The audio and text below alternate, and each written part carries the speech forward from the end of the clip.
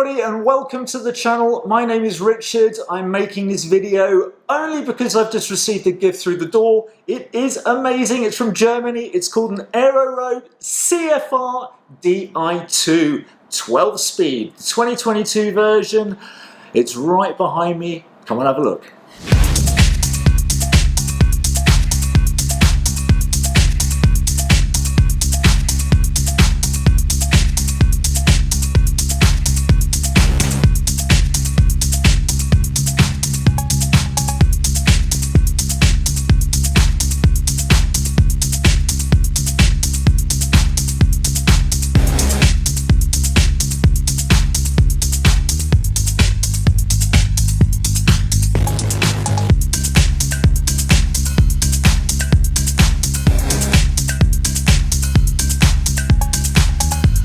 Okay, before we get started, let's clear up a couple of things straight away. My CV, I'm not an engineer and I'm certainly not a pro cyclist. I'm only making this video because I have seen no footage whatsoever or even photos of the CFR 2022 outside of what you get on the manufacturer's website. No one's tested it, no one's really talked about it. And I'm not really intending to test it, so to speak. I'm just giving you some images and some early thoughts on what I think of my new lovely toy. Okay, so let's get straight to the point. Seat post problems or lack of, I've had none, okay? But I want to throw a disclaimer in here straight away before you start furnishing me with questions that I cannot answer. When this arrived in the box, I then put it in the back of the car and sent it directly to the local bike shop to put together properly. They do this for a living. It's come back and there's been no creaks whatsoever. I want to also say I've ridden for a couple of 100 kilometers so far, and some of the chaps online who have mentioned they've had issues, I said these issues have occurred maybe a little later than that, so I'm hoping it's going to be okay. Okay, wheels, DT Swiss 62mm ARC 1100s. They look amazing, they are deep.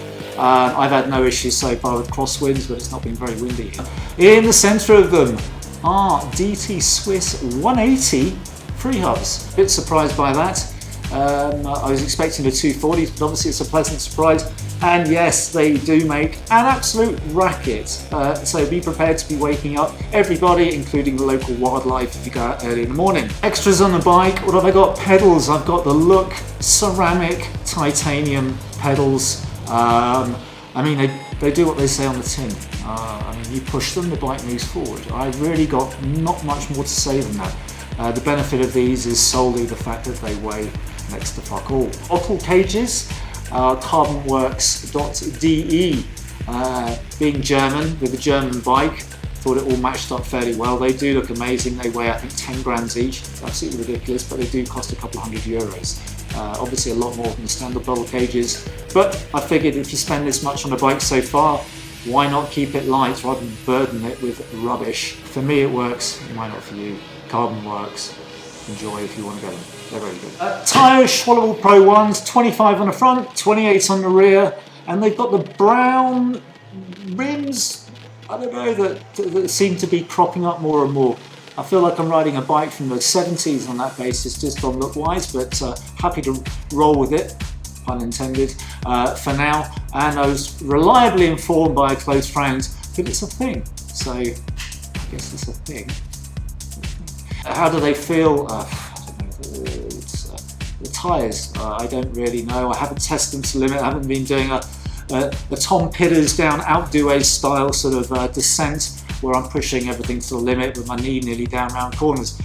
They work, I haven't fallen off. I'm very happy with that. Okay, the group set. I'm not going to talk about this too much, although I am going to mention it, obviously, because it's a part of the bike. Brakes are the first thing I've noticed. Straight away, they're different. My old group set is on the Canadel System 6. It's an Ultegra mechanical. These brakes do feel amazing. From what I understand is there's a bit of the tech that's been carried over from the mountain bikes, Aerowave technology, some variable leverage ratio, which improves feel. Yes, it feels great. I've also had a friend who rides a lot more than me, who had a quick run on the bike just around the block, and that was the first thing he mentioned. Wow, the brakes. So yeah, they're great. Niggles, not really. As soon as I got the bike back, it was pretty early, I noticed there was the chain was making more noise than I thought it would.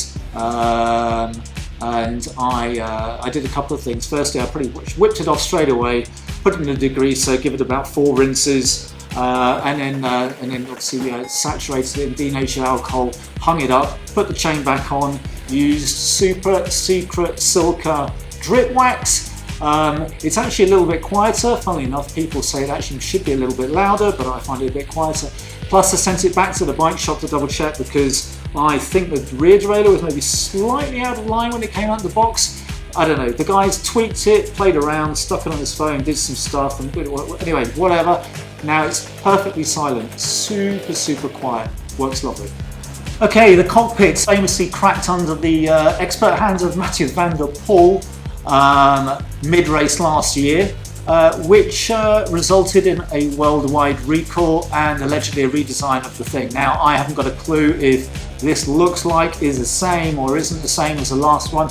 It does say CP0018 under the handlebars, and actually I thought that was the one that broke. Either way, it hasn't broken under me so far. I think it looks gorgeous, feels gorgeous, and yeah, it works. One thing I'll say, if you're going to buy this bike, don't forget, so you've got to buy a Garmin mount if you're planning on riding with light computers or both, which I assume most people do. I went and bought the Flash 800. It's fairly weighty, but similar to the Varia from Garmin. Actually, it's a small thing, but it plugs in with a magnet and drops out of the button. It's a USB-C port. It's very bright, but not that bright. So I hope you enjoyed the video. Give it a thumbs up or whatever you need to do, and I may make a new one if you guys liked this one. Take care, ride safe, hopefully see you soon. Ciao.